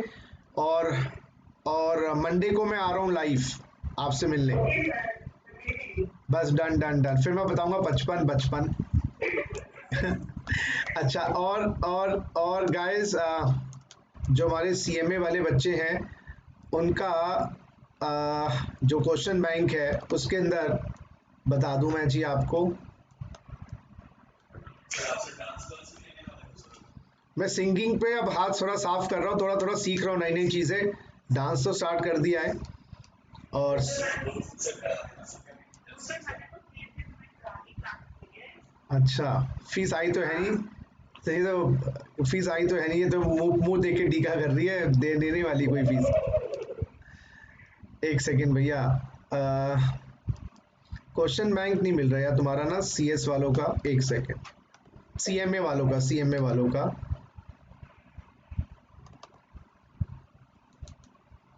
मिल गया जी। एक सेकेंड जी, आपका क्वेश्चन बैंक मुझे नहीं मिल रहा, मैंने कहाँ सी फाइल कहाँ रख दी है, मिल गया जी, मिल गया। तो मैं आपको जो सब्जेक्टिव क्वेश्चंस प्रैक्टिस करने हैं ना वो बता दूं, ये आपको जो मैंने मार्क करवाए थे आपने किए नहीं किए? ये सब्जेक्ट अगली क्लास, अगली हफ्ते प्रैक्टिस करवाता हूँ इनकी मैं आपको क्वेश्चंस की, प्रैक्टिस भी करवाऊंगा। मैं पहले एक बार आपको देना इसलिए चाह रहा हूँ कि आप खुद करोगे तो आपको समझ आ जाएगा कि कहाँ अटक रहे हैं, क्या प्रेजेंटेशन है। एक बार मैंने आपको देने हैं जी। इसमें time of supply, value of supply, supply का मीनिंग वाले क्वेश्चंस तो दे दिए। हाँ जी, question number 36 guys, question number 36, question number 37, question number 36, 37, question number 38, 36, 37, 38 ये रिवर्स चार्ज के हैं। 36, 37, 38। अच्छा, और बस ये रिवर्स चार्ज के तो 3-4 क्वेश्चन हैं, ये करिएगा बस। और बाकी एमसीक्यू सबको ही करने हैं, चाहे सीएमए हो या सीएस हो। और अगली class we want to start a new chapter. And अब देखो चैप्टर हमारा 1 हो गया बेसिक्स, चैप्टर 2 डेफिनेशन है, बीच बीच में पढ़ते रहते हैं। जैसे आप ईसीयू की डेफिनेशन भी पढ़ना, चैप्टर 2 में है। चैप्टर 3 चार्ज है, चैप्टर 4 वैल्यू है, चैप्टर 5 सप्लाई है, चैप्टर 6 टाइम ऑफ वो चैप्टर 6 तक हो गया। देखो चेक करो, इंडेक्स देखो, है ना। आपके मैं बताऊं खुशी की बात, 10 चैप्टर तक ही प्रैक्टिकल है सारा। सारा जीएसटी में सारा डेट थ्योरी है। तो कम से कम इसमें तो मैं आपको क्वेश्चंस करवा रहा हूँ, एंटरटेन कर रहा हूँ। वो तो tick tick tick tock tick tock tick tock tick tock है, वो ऐसी मैक्रो इकोनॉमिक्स की तरह है। तो ये 10 चैप्टर हैं जीएसटी के मजेदार, जिसके अंदर हम सारा का सारा प्रैक्टिकल पोर्शन कवर कर रहे हैं। उसके बाद सारी डेट थ्योरी है, वो चाहोगे तो वो तो 3 दिन में खत्म करवा दें, 8-8 घंटे क्लास लगा के। मजाक कर रहा हूँ, नहीं लगाने वाला, मुझे पता है, लेकिन कहने का मतलब है हाँ मार्च है ना, अप्रैल एंड तक आपका ये खत्म हो जाएगा जीएसटी। अप्रैल एंड मैक्सिमम वो भी मैं मैक्सिमम कह रहा हूँ, चाहोगे तो जल्दी हो जाएगा। डीटी मार्च, अच्छा जो नए वाले को डीटी थोड़ा सा, वो भी नए वालों को डीटी है ना, कुछ ऐसा प्लान करते हैं, नए वालों को डीटी अभी स्टार्ट हुआ है। अभी आप लोगों का डीटी परसों आऊंगा ना, कुछ प्लान उसका बनाते हैं, क्योंकि पुराने बच्चों का डीटी तो मार्च एंड में खत्म हो जाएगा।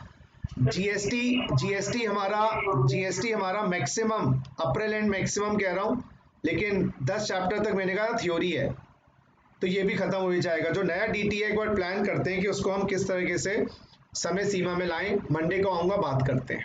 तो मैं सबसे ज्यादा नए वाले डीटी को ही ज्यादा इस बैच ने मुझे बहुत तंग किया है, बाकी तो सारे बैचेस बढ़िया हैं, जीएसटी का, पुराने डीटी का, ये नए इस 11 से एक बारे बैच ना बड़ा खून पिए मेरे। तुम्हारा खून पीने आ रहा हूँ मैं। स्टिक नहीं, वैसे खून पी लूंगा दांत से। चलो बाय बच्चों, take care, love you all and have a nice weekend and meet you on Monday. Bye.